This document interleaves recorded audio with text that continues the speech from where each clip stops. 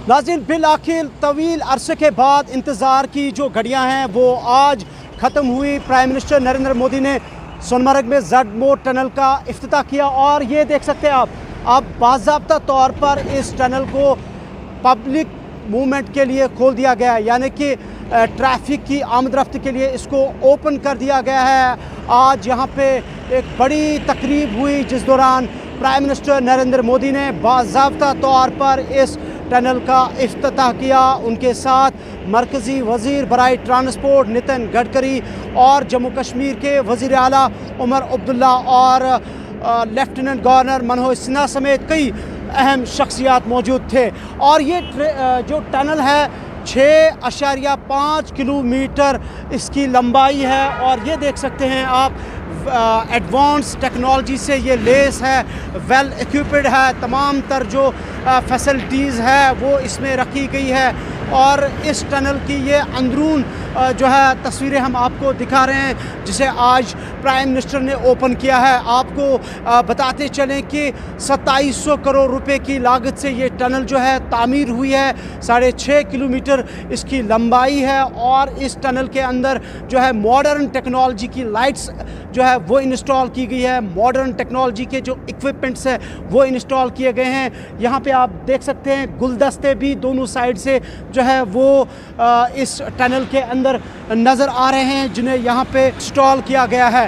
तो मजमूई तौर पर ये एक बहुत बड़ा प्रोजेक्ट है जो 2015 में शुरू हुआ था। आज 13 जनवरी 2025 में इस टनल को बाज़ाब्ता तौर पर आवाम के लिए वक्फ कर दिया गया है और इस टनल का नाम भी अब सोनमर्ग टनल रखा गया है।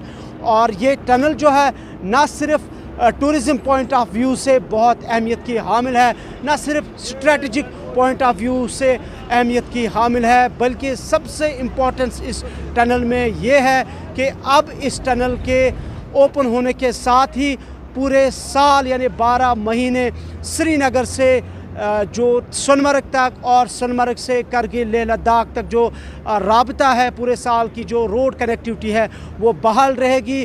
जिस तरह से हम आम तौर पर देखते थे कि विंटर के दौरान बर्फ़बारी होती थी और बर्फ़बारी की वजह से एवलांच का ख़तरा रहता था और लैंडस्लाइड्स का ख़तरा रहता था, जिसकी वजह से तकरीबन 4 से 5 महीने यहाँ जो राबता है श्रीनगर के साथ या कश्मीर वैली के दूसरी जगहों के साथ वो मुनक़ता हुआ करता था। लेकिन आज इस 6.5 किलोमीटर लंबी टनल को आवाम के लिए वक्फ करने के बाद, ओपन करने के बाद अब पूरे 12 महीने यहाँ से कनेक्टिविटी होगी।